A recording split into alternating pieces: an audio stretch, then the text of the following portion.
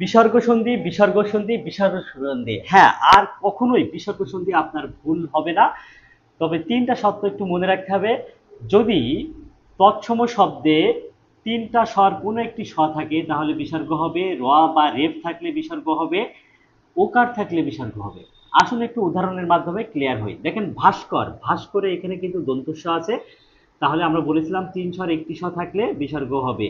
তাহলে ভা প্লাস কর, ভা প্লাস কর, ভাস্কর, এটা হচ্ছে বিসর্গ সন্ধি। দেখুন হরিশ্চন্দ্র ৩টা স্বর একটা তালব্য আছে, তাহলে এটা হরি প্লাস চন্দ্র, এটা হবে হরি প্লাস হরি বিসর্গ প্লাস চন্দ্র, হরিশ্চন্দ্র। এরপরে দেখেন নিশ্চয়, এখানে তালব্য আছে ৩টা স্বর একটা, তাহলে নি বিসর্গ প্লাস চয়, নিশ্চয়।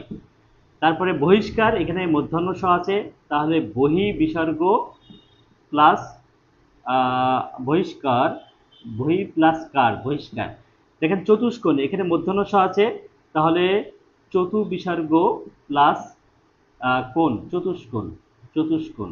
প্রাতরাশ, এখানে র আছে, তাহলে প্রাত, প্রাত বিসর্গ প্লাস, এখানে রাস ছিল, এই আজ জন্য আশ হয়ে যাবে, আশ।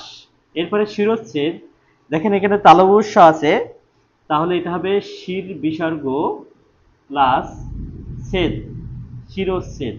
এরপরে দেখেন দুর্যোগ, এখানে রেফ আছে, তাহলে এখানে হবে দু প্লাস যোগ, দুর্যোগ। এখানে তপবন, ওকার আছে, তাহলে তপ বিসর্গ প্লাস কোণ। আশা করি আর কখনো বিসর্গ সন্ধি হবে না। ৩টা স থাকলে বিসর্গ হবে, র থাকলে বিসর্গ হবে, রেফ থাকলেও হবে, ওকার থাকলে বিসর্গ হবে।